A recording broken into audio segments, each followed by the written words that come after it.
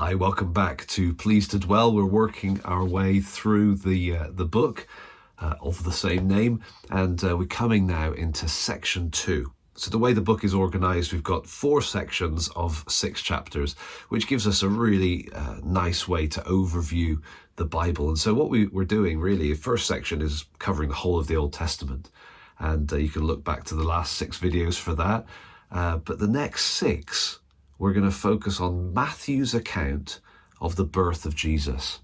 So we're thinking about the incarnation, the Son of God becoming a human. We're going to think back to Matthew's account of that. And so we're slowing right down. We're focusing in on one little bit of text at a time.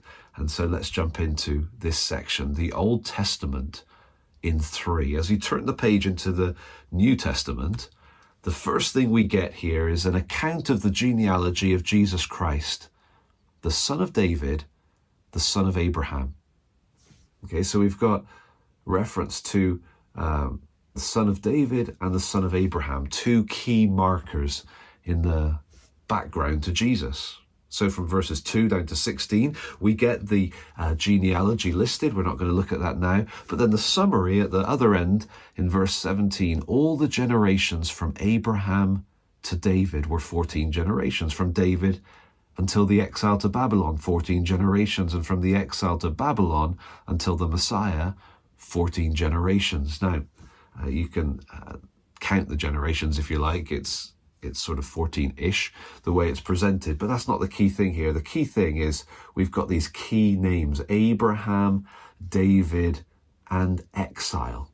3 kind of landmarks that divide the genealogy of Jesus. And it's all preparing us for Jesus. So let's get a quote from the book.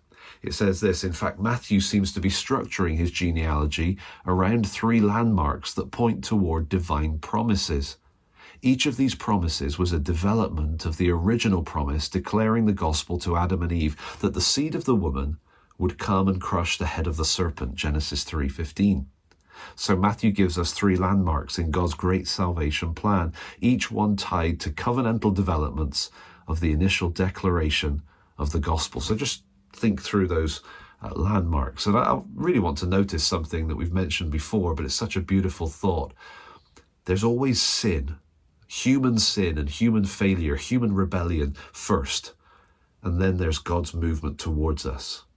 Okay, so when we expect or anticipate that God might pull back or change his mind, instead he moves towards us and he offers us even more of his great plan and promise to rescue us, to redeem us.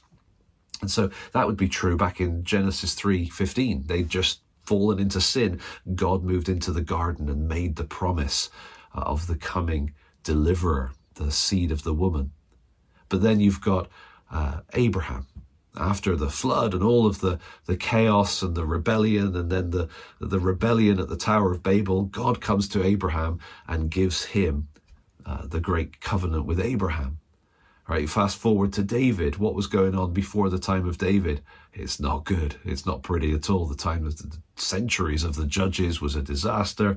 And then we come to the time of the kings, Saul's era, not successful. There's this human rebellion going on, and yet God came and he offered his development, progression of the promise to David.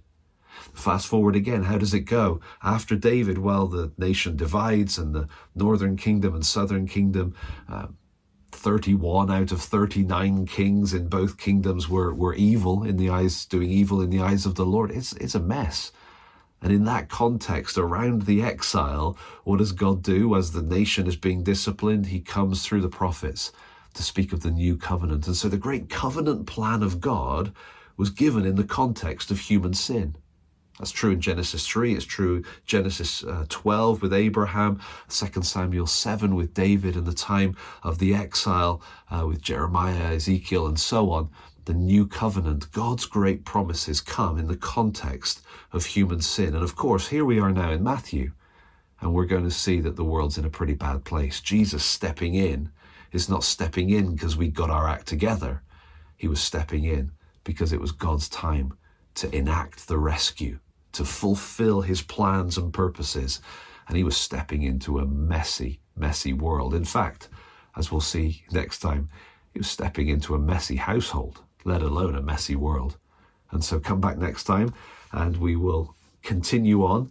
Actually, we're going to look at the genealogy one more time, because there are some people in the genealogy that we must not miss. So join us next time for one more video in the genealogy of Matthew chapter 1.